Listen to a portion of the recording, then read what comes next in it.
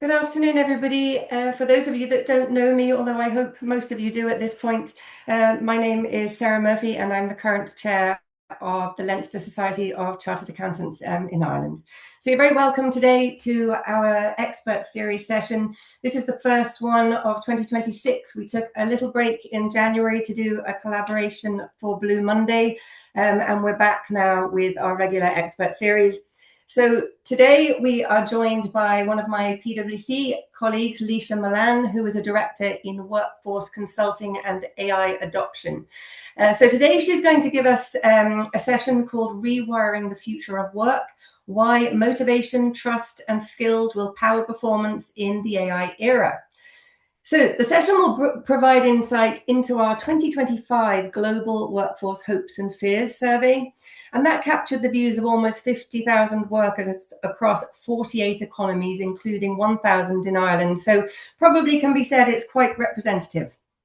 So after Leisha gives us her insight, she will take some questions if there are any. So there is a Q&A box in the webinar. You can pop your questions in there and I will try and field those. She does have slides as well. They will be available after the session as well. So Leisha, over to you. Brilliant. Thanks, Sarah. Hi, everyone, and thank you for joining today's session. As Sarah introduced, my name is Leisha Milan, and I'm a director in Workforce and AI Adoption Consulting at PwC Ireland. So today we're going to talk about the future of work, and that will have a focus on how artificial intelligence is impacting this. My aim for the session is to spark a meaningful conversation around people, possibility, and building a future-ready workforce. And by the end of our time, I hope that you'll leave with a clear understanding of what workers in Ireland are thinking, what's changing in the world of AI, and most importantly, the actions that you can take now. So here's our plan for the next 20 or 30 minutes. We're going to start with some context before diving into the findings of this year's PwC Hopes and Fears survey. And we'll wrap up with some practical actions that you can take before opening it up to a Q&A. I'll ask that as questions arise, please do put them into the Q&A functionality, and we'll get to them when we come to the Q&A section. So as a quick introduction, as a director in PwC's workforce consulting team, I have the opportunity to work with organizations across Ireland on workforce transformation, change management, and more recently, AI adoption. My passion is ensuring that as technology evolves, people remain at the center. And this requires diverse perspectives joining the conversation to ensure the outcomes, both intentional and potentially unintentional, are known and measured. So we're currently navigating powerful shifts. You can see climate, aging workforce, challenging political landscape. And as a result, you can see on the right-hand side that employee expectations are also shifting.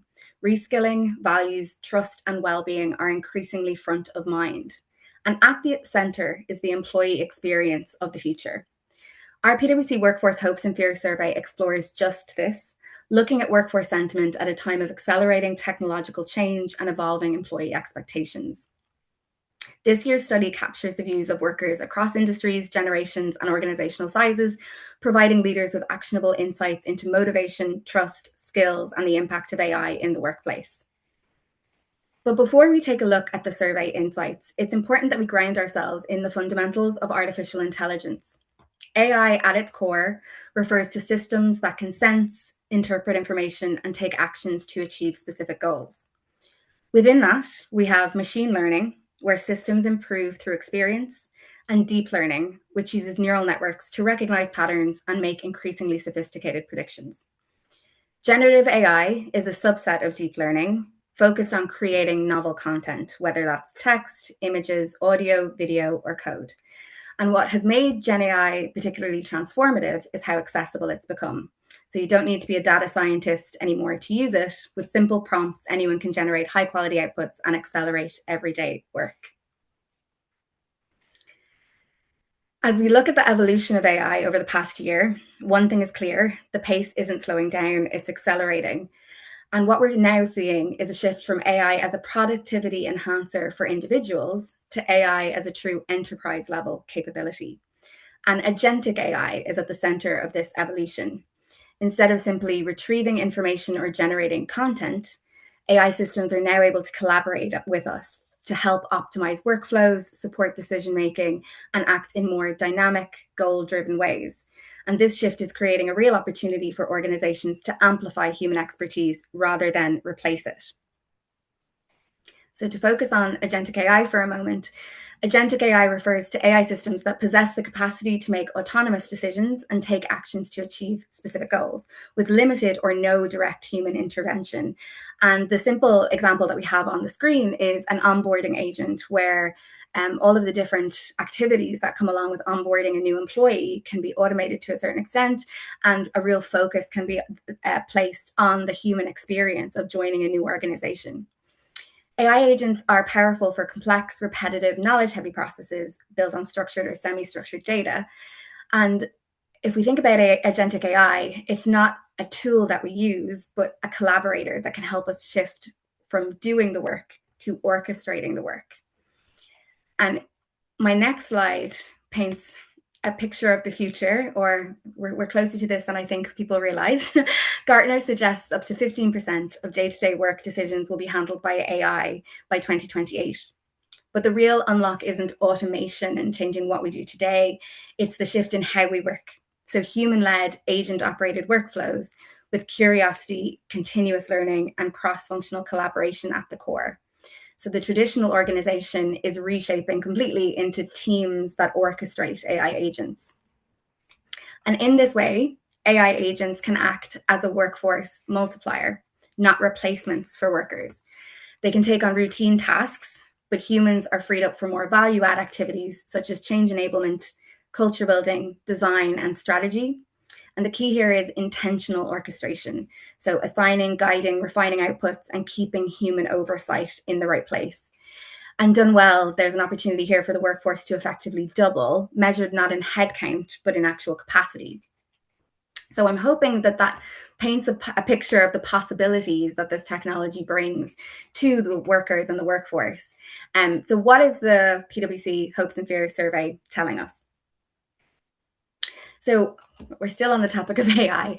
And what you'll see is that AI is having an impact, but the adoption remains low. And this is particularly true in Ireland compared to the global survey findings.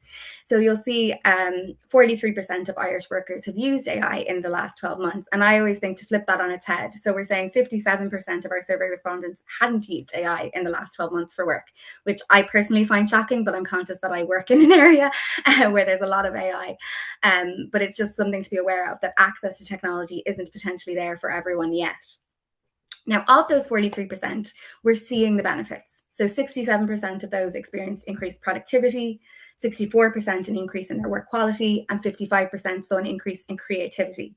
So the benefits are there. And when we see daily AI usage, we're seeing those benefits amplify. So we're seeing those benefits increase when people use them every day. However, and the big however, is only 10% of Irish users were using AI tools daily. Now that lags behind global, but not by much. So the global figure was 14%. So that daily AI usage is really trailing behind. In my work, I would expect this to be higher, but we're seeing from 2024 to 2025, that increase wasn't as big a jump as we thought. And the reality is it starts with access, but it has to be access to secure technologies that people can trust, and people need the right skills and capabilities to use these effectively. And in the work that I do with organizations, I see firsthand the impact that adoption supports, including effective communications and effective upskilling, can have on increasing those adoption levels and ultimately outcomes. So people are curious yet cautious. And again, this is where our Irish respondents differ from global. So we see 39% are curious about AI's impact, which is great to see. I think curiosity is the start of being able to innovate. But when we look at excited, only 26% of our Irish respondents were excited about the possibilities of AI, compared to globally this being 41%. And this gap is important. And we also see that globally 25%, so an equal amount essentially, of Irish respondents were worried about AI. So there's a real gap here in terms of that optimism.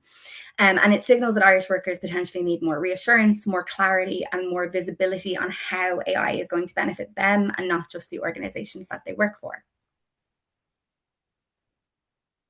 If I move the focus to AI agents, which we spoke about previously, and again, thinking about AI agents as something that doesn't just respond, it acts, it decides, and it operates with a level of autonomy based on goals that you share with it. Daily adoption of AI agents in Ireland is very low, just at 3% compared to 6% globally. But when we also look at our PwC Ireland AI Agent Survey, which was done in the same time, we see that there's a huge amount of investment going into AI agents. So we're seeing 70% planning to increase their AI-related budget due to an interest in agentic AI. We see that there's an expectation that AI agents are going to reshape the workplace a lot more than the internet did, and that they'll drastically transform roles. And you can see that while broad adoption remains low, limited adoption and exploration are quite high in terms of the survey respondents. So while adoption is low and the impact is not there yet, we're expecting this to increase in the coming years. And this gap between leadership ambition and the worker experience is something that we need to be aware of. So another key theme from the Hopes and Fears survey is motivation and what's impacting on that for people. So from an Irish perspective, we see that 64% of respondents are satisfied by their job on a weekly basis. 51% say they often feel inspired, but 36% feel overwhelmed at least once a week. And this is very consistent with what we're seeing on a global basis. So we're seeing a workforce that wants to contribute, but they're stretched and there's a lot on their plate. And that overlap is where AI can either be a huge lift or add more pressure if it's not introduced carefully. And something that we see in terms of innovation, 52% say it's safe to try new approaches, 49% say their team treats failures as opportunity to learn. So about half of our survey respondents are seeing this psychological safety that is so important for AI and innovation, and making sure that it's introduced in a way that is impactful to workers. Trust is the multiplier. So trust is one of the strongest predictors of motivation. And you can see at the bottom, 72% of workers with high trust in their manager were more motivated, and that's a global figure. Now, only 45% of our Irish respondents felt strongly optimistic about their roles in the future. 60% say they trust their direct line managers, but only 46% trust top management. So we're seeing a gap in terms of trust. And it reminds us that transformation requires clear communication, role modeling, and honesty about what is known and what isn't. And there needs to be clear communication, and leaders need to be able to say what they're going to do and do what they say they're going to do. Skills are make or break for motivation. So skills continue to be one of the biggest differentiators. Only 54% of our respondents say they're learning skills that are helping their career, which again, I find quite shocking. And 74% believe that their existing skills will be relevant in 3 years. So again, what we're seeing here is that workers are optimistic and they feel that their skills will continue to be relevant. However, we're also seeing that they're not necessarily being given the right opportunities to grow in their roles. So this is both a risk and an opportunity for organizations. And those that are supported to upskill are more motivated than those that are not. So again, there's a real opportunity here. So let's turn to the practical actions that you can take today. So the first is really acknowledging uncertainty. The pace of change continues to accelerate, and the reality here is that we know some of the impacts that this technology is having, but this is changing all the time. So it's really important to make sure there's that transparency in terms of what the impact is expected to be and what the impact actually is. So is that being measured and how is that being communicated? And particularly, we need to be clear with entry-level roles who may be feeling this more than other people in their career. Next is to address that trust gap. And trust is hard earned and easily lost. So this comes from being transparent, communicating early, role modeling the use of AI, and recognizing that that trust correlates highly with that motivation. So understanding that by narrowing that trust gap, people will be more motivated to do good work. Inspire with a clear vision. So as I say a few times, the pace of change is continuing to accelerate, and people can handle change, but they struggle when there's ambiguity and uncertainty. And there is a huge amount of uncertainty when it comes to AI technology. So explain where the organization is going, where AI fits, and where people fit into that as well, and making sure that there's a clear view of what the benefits will be on all sides. Create skills pathways. So understanding the importance of skills and how this factors into motivation, making sure that there's a clear view on what are the skills that people need, and providing the right opportunities for people to build them. motivate to innovate. So when we talk about the psychological safety, ensure that people feel that they can test, experiment, they can fail safely within the right guardrails, and understanding how they can learn, fail, and then iterate and innovate from there. We're not just looking to redesign the way we currently work. We're looking to completely reimagine how work is done. So there's huge opportunity there when the right psychological safety is in place. And then finally, treat security and pay as core motivators. So we're seeing financial security being important to people, making sure that is a focus, and financial wellness is there as well for people.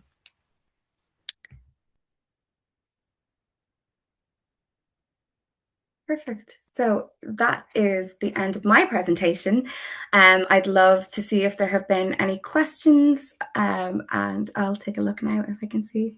Sorry, Leisha, thank you. No worries, thanks so much for that. No, really appreciate you going through that, and you've covered an awful lot there. And I guess surprising from my point of view, you did cover a lot about, the practicalities around it, but a lot of it was around feelings and how people feel about using AI.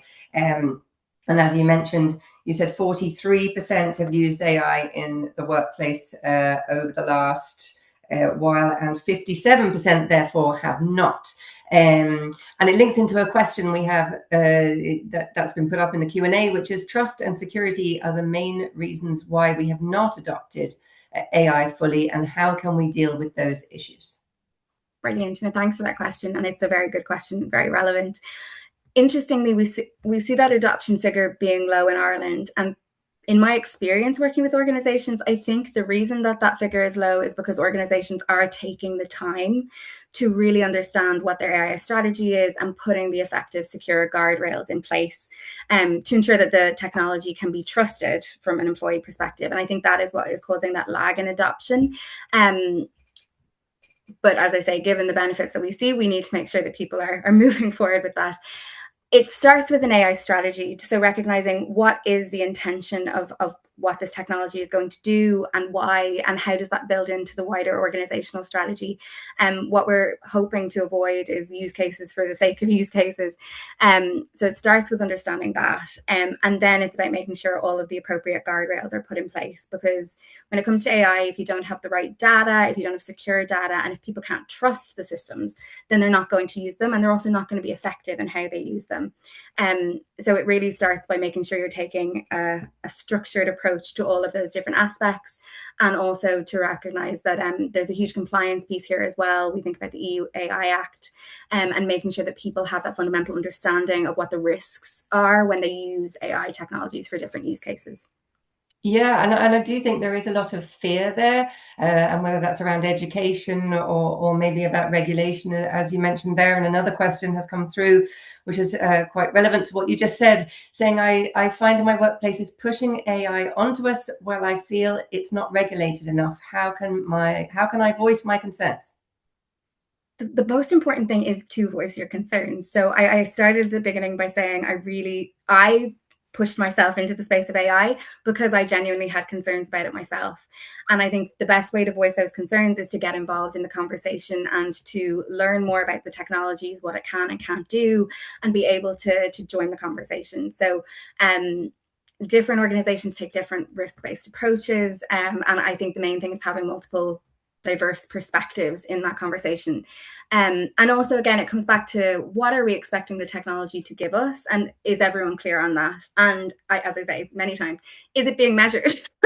That's my big bugbear. It's making sure if we're expecting benefits that we're measuring them. And this isn't like traditional technologies where you might either do a pilot and measure the benefits during the pilot. This is a technology where you're going to have to continue measuring impacts beyond implementation, because there is the uncertainty and the unknown impacts that these are going to have. Yeah, and I guess all of us feel a bit overwhelmed with this sometimes, and when we see what AI can do, and a lot of people are still at the very beginning of that. And I suppose it's not to get overwhelmed and to take it one step at a time, while being very aware of what your organization has in place in terms of safety and compliance with the rules. Did any of this surprise you, Leisha? Yeah, so the big surprise for me was definitely the lower adoption rates. But again, I think that might be my bias in being involved in an AI area. Um, and I think it really comes to people, as you say, there is a lot of fear, there is a lot of uncertainty. And so making sure that people have the skills, as I said, I got involved in this area because I was concerned about it. And the more that I understood about it, I will say the less afraid I was, because you kind of see under the hood and it's numbers as opposed to anything more sinister than that. But at the same time, it's really about understanding the limitations. So one thing I would just add is we talk about ethical and responsible AI usage, and we talk about the skills that people need, like critical thinking and analytical thinking, and human skills like connection and relationship building is becoming more important. But that critical thinking, it firstly involves an understanding of your own skills and limitations. And one of the things that AI does is it makes it seem like, oh, that's the answer. And you're more likely to think that that's the right answer if you don't have the strong foundational knowledge of that area to be able to review it critically. And that's something that I'm really passionate about is people just actually saying, am I the right person to review an AI output? Because I think we can overestimate our own capabilities when it comes to that, and just being able to say, actually, I don't know. And either I need to do a certain level of research before I am the right person to do that, or I need to consult. So just that it's being critical from a few different angles that I think will be important. Yeah, and I actually was having this conversation myself more recently, saying you do need to be aware of what you're expecting the answer to be, rather than putting a prompt in and then just taking what comes back to you. And perhaps if you put it in twice, you might get a different response. So being aware of what's coming back and actually critically looking at that and seeing if that meets your expectations. So it doesn't take out the human part in the chain at all. Absolutely. And I would also, something that comes up in my conversations a lot is the concept of accountability. So using an AI tool doesn't remove the accountability from you of what that output has created. In the same way, if you were Googling something to research, you would have, made sure that you fact checked it. So making sure that people understand their role and the accountability, the responsibility they have for what is produced, whether they're using an AI tool or not. Yeah. And then another question that's come in is around the fact that you've mentioned guardrails or safety nets a lot over the last while during your presentation. And somebody's saying, are there any templates for this? And I suppose you're going to refer back to the AI Act and familiarity with that, and perhaps what's in place in the workplace. Yeah, absolutely. And so I'm going to answer it in two parts. The first one is there definitely are templates, and I know my more technical colleagues would be able to give you the long list of things that need to be checked from a technical perspective in the background. I'm not a technical person. I'm very much the human side of things. So there definitely are things out there that you can consult with and go through the checklist. But on the other side, things that can be quite effective, especially when rolling things out from an organizational perspective, are simple do's and don'ts in terms of how to use AI, and also making sure that there's a fundamental education of what makes something from an AU AI Act perspective higher risk or lower risk or unacceptable risk. So they have a clear classification of that. So being able to bring that to life for people with examples so that people know when they're using an AI. The example I tend to give actually is when we look at I work a lot with HR teams, and if we look at CV screening, would be an example where if you were to use AI to compare a CV to a job description and kind of give you a summary of how it's matching or not matching, and that's an input into your CV screening process, then that's depending on how you do it, it could be high risk or lower risk. But that's something that is acceptable. It's feeding into the process. There's the human oversight there. Whereas if you were to use the AI tool to go in and completely score all of the CVs that came in against this criteria without that human oversight and without that ability to actually feed it into a process, then that becomes unacceptable risk because it's negatively impacting on the person.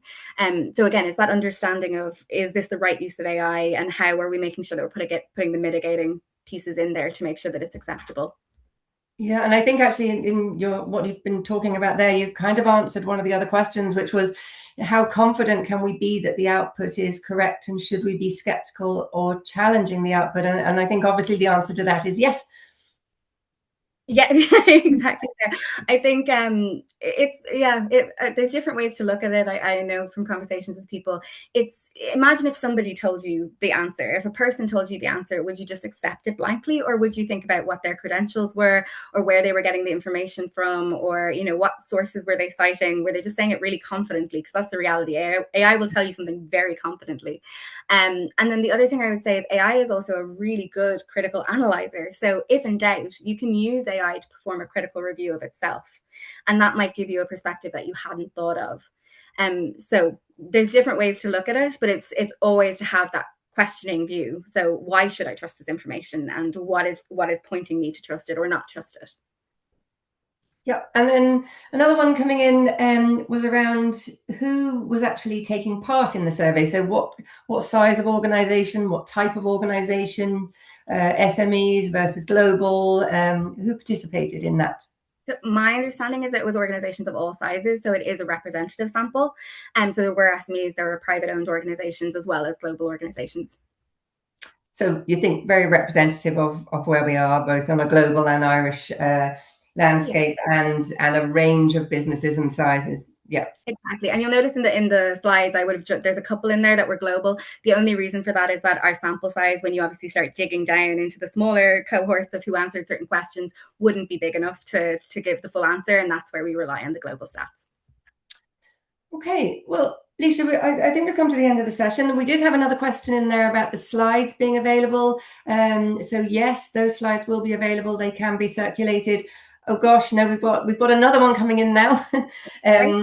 So we have time, so we'll take it. Should auditors become more knowledgeable or familiar with AI so that they can trust that a company use of AI is not challenged? Hmm. Okay. Sorry, I'm actually just thinking about what the question means. Yeah, me too. Okay, auditors becoming more knowledgeable or familiar with AI so that they can trust that a company's use of AI is not challenged. I'm imagining this is the intention is that where an underlying company is using AI, how does an auditor react to that? But I'm not entirely sure. So I won't put you on Yeah, the no, spot and there, Lisa, apologies. because I'm not Yeah, sure. But I if can whoever that is wants to come back with that question separately, then I can certainly field that back to Lisa, and we can come back to you with a and reply. I can jump in with a broad answer there. So as I had you're saying, not sure if I'm understanding it correctly, but I'm just really passionate in all people becoming more familiar with AI, what it is, how it works, so that people can understand what the appropriate use of it is and what the appropriate use isn't. And the piece that I always come back to is what is the outcome that we're trying to achieve. So, for example, if you want to learn something, it can be a really great tool, but you have to use it in a way that's going to help you learn. So if I want to answer a question, I shouldn't get AI to answer the question for me, but I can get AI to help me answer that question. So it's what is the outcome that we're trying to achieve, and keep going back to that. But really passionate about everyone knowing more about AI and what it is and what isn't. Thank you so much. Really appreciate that, Lisha. And if you enjoyed that, then please do tune back in next month, where another of my colleagues, Eugene Nell, will be talking about financial reporting in transition, IFRS 2025 year-end hot topics, FRS 102 modernization, and of course, the emerging role of AI. So thank you very much, everybody, and we hope to see you another time. And thank you, Lisha. Thanks, Sarah. Thanks, everyone.